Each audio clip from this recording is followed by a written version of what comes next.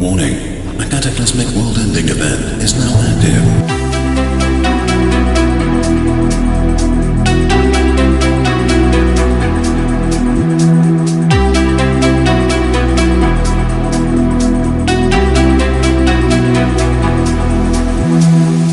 Although the eyes of the world are fixed on the delayed and decadent World Cup, FIFA also showed that it was hard at work in the gaming space, and its R&D department was about to show off something truly awful. To give some much needed context, in May of this year, FIFA and Electronic Arts would end a 30-year partnership over a licensing dispute in which the World Football Association wanted a fee of $1 billion to have their name associated with the long-running game series. It should be clarified that this $1 billion didn't include the licensing of teams, players, or stadiums, meaning Electronic Arts would essentially be paying $1 billion for the brand recognition alone. Being the savvy business executives they were, EA leadership decided to decline the deal, before stating they would be better off making the exact same game, without the 4 letters in the title. Developers working within EA Sports state that the series has never seen such a dramatic change in its last 20 years, commenting that usually only the title number would change between titles. After the breakup, FIFA president Gianni Infantino would state, quote, "The only authentic, real game that has the FIFA name will be the best one available for gamers and football fans. The FIFA name is the only global, original title." When questioned about the end of the partnership, CEO of EA, Andrew Wilson, would say, quote, "I would argue, and this may be a little biased, that the FIFA brand has more meaning as a video game than it does a governing body of soccer." FIFA would quickly move to find a new partner after its previous deal fell through, and over November, the awful future of its gaming division was finally revealed. 4 new titles were revealed under the FIFA branding, all of which will utilize both blockchain and Web 3.0 technologies.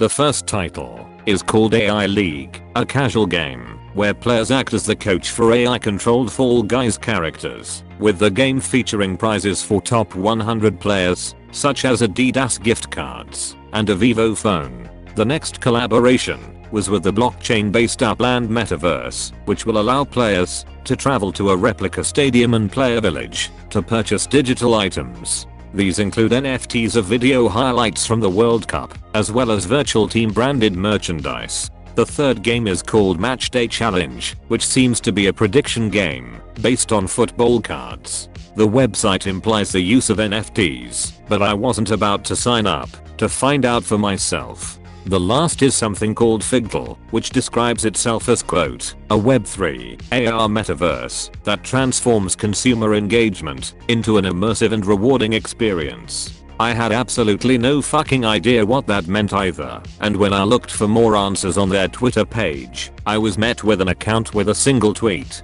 featuring even more incomprehensible bullshit. I've literally studied business for 4.5 years, and try as I might, I still couldn't decipher what in the ever-living fuck this project was trying to achieve. There's so far been no word on whether cryptocurrencies will be used in these games, but when considering they all seem to be meticulously designed to be as repulsive as possible, it's very likely on the roadmap. It's clear that a lot of people have collaborated in putting together these 4 projects in less than a year, and it's even more apparent that absolutely none of them enjoy video games. Perhaps an equally wacky story this month was the running feud between Doom Eternal composer Mick Gordon and buggy game enthusiast Bethesda Studios. The dispute started in early 2020 when Doom Eternal's official soundtrack was released, before being met with harsh criticism for its sound mixing. While fans were wondering what went wrong, Mick Gordon took to social media to state that he wasn't the person who mixed the tracks. This led to executive producer of the game, Marty Stratton, to publicly condemn Gordon for not delivering work on time, before removing him from the company. Fast forward to this month, and Mick Gordon would finally come back with his reply, and he brought his fucking receipts. In a 14,500 word essay, Gordon detailed a long list of grievances during his time composing for the company. The composer accounts unrealistic deadlines, tracks attached to levels that didn't have a clear direction, as well as some pretty insane pay disputes, which he claims he once went unpaid for 11 whole months. Furthermore, from all the tracks which were used in the final product. Gordon claims he was only paid for half of them and is still yet to be paid for the remaining half. Gordon would eventually pursue legal action over the dispute, after which he was later offered a six-figure payout to take full responsibility for the game's troubled soundtrack. Mr. Gordon would go on to decline the offer, stating that the company wouldn't be able to bury the issue under a stack of cash. Bethesda would later respond to this situation, stating that they unequivocally support executive producer Marty Stratton, and that it, quote, rejects the distortion of the truth. Needless to say, this won't be the last time we hear about Doom Eternal's blessed soundtrack. Meanwhile, a Gears of War movie and animated series has been announced by Netflix. Overwatch announces its upcoming tank hero, Zenyatta 2, and Modern Warfare 2 the second rakes in $1 billion, faster than any other game in the series. We now come to our seemingly monthly update on how Activision Blizzard fucked up this month, and they didn't fail to deliver. As of the 23rd of January, a huge selection of the company's games will no longer be playable within China, including Overwatch, Hearthstone, Diablo 3, Heroes of the Storm, and StarCraft. The issue stems from a licensing agreement with Chinese publisher NetEase, as a new deal was unable to be struck before the current contract for publication expired. Blizzard's Chinese market for its games is fucking enormous, and out of the 20 competing Overwatch League teams, 4 of them are Chinese. The company has publicly reaffirmed its commitment to its Chinese community and has stated that it is currently looking for alternatives to return these games back to the country.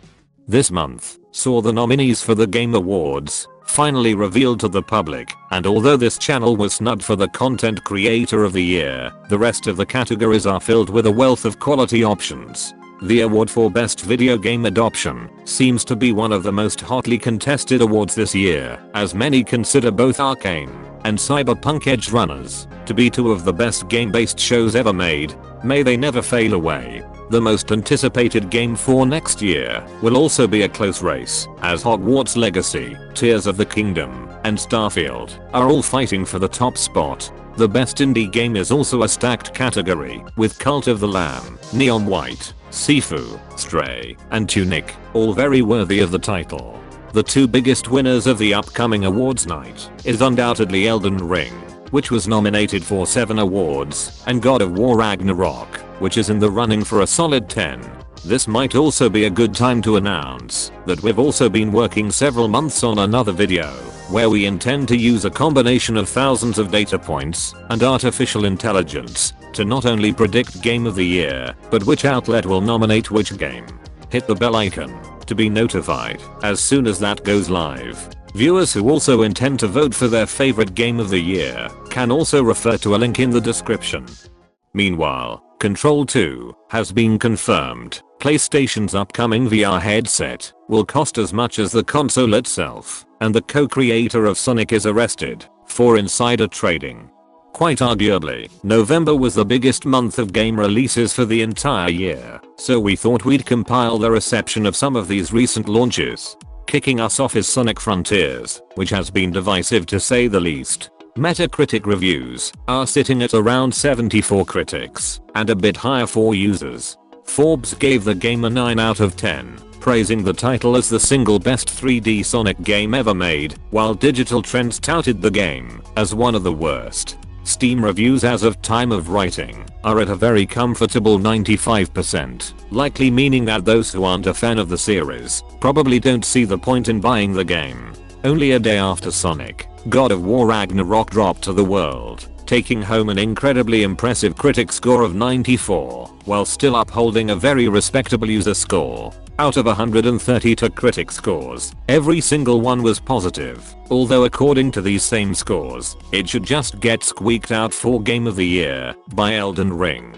Perhaps a lesser known release in the middle of this month was Pentiment, a historical mystery game by Obsidian Entertainment, best known for their work on The Outer Worlds and Fallout New Vegas. Pentiment is currently sitting on a solid 85 for critic reviews on Metacritic, and it seems as if review scores are mostly based on how much a person happens to like this style of game. Either way, Pentiment is currently free on Game Pass for those interested. Perhaps the most well known of this list is Warzone 2.0, the sequel to the original Warzone, which dropped in March 2020. The updated Warzone features a visual upgrade, a reworked gear system, and a new circle mechanic, where multiple safe zones will spawn across the map before converging into one. Much like Overwatch 2, the Warzone sequel likely doesn't look much different for those who don't play regularly, but there's a lot to appreciate for dedicated players. Unfortunately, this comparison also extended into some early launch issues, although in the long term, these never proved to be a reason to not jump into a game. Warzone 2 is available on pretty much anything that isn't a Nintendo Switch. Speaking of which, Pokemon Scarlet and Violet also dropped this month, racking up a respectable 77 across 44 outlets. Users however weren't so enthusiastic, many criticizing the game for its underwhelming graphics and poor technical state. With this in mind, it's likely that the negative reception will do little to sales figures, as both games went on to become the most pre-ordered in the series' history. Wrapping up this segment is Evil West, from lesser-known Polish developer Flying Wild Hog. The game sees the player assume the role of a mythical gunslinger in a gothic western setting, featuring some particularly gory combat. The Metacritic score for this one is around 75, and although many critics say that this game doesn't have an innovative bone in its body, there's been no question that the developers have nailed the fundamentals and have created the exact game they set out to make. Evil West is available on anything that isn't the Switch. New releases we didn't mention include Dark Tide, Return to Monkey Island, Goat Simulator 3, The Entropy Center, and World of Warcraft Dragonflight. December is set for a quieter month of game releases, including Marvel's Midnight Suns, Need for Speed Unbound, The Callisto Protocol, and Hello Neighbor 2. Viewers who have an interest in news from all around the world can tune in for our regular coverage before the end of the month. But until next time, may your queue times be short, and may your wish list be on sale.